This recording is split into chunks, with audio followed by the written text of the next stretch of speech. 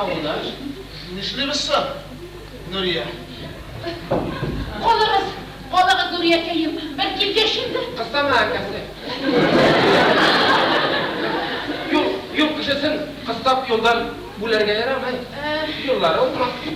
Vaxtınız şamalıydı meni.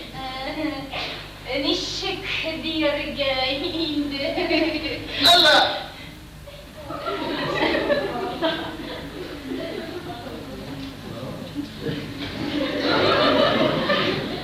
Türkiye genç, aşağı vermeyiz mi?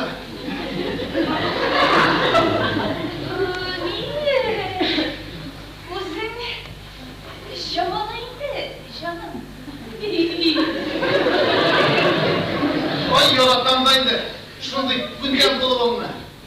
Canım. Günden birinde.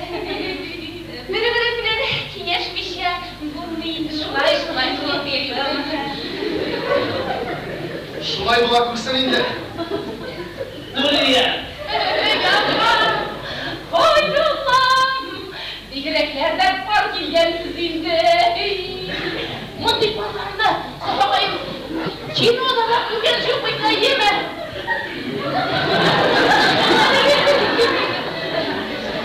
Ben Gilgaş. Onu şahirim. Onu kınak giderimiz indi. Avuldaş. Bugünü koydum. Gitmeseler bir güne yok Öyle hiç nasıl korkma. Bir kız sinirde sabahayım. Oraya sabahayım.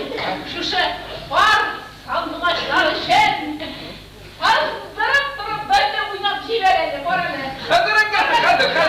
Bana uydum. Var. Sanırım şey ben. Onde şapka şala uynarsa.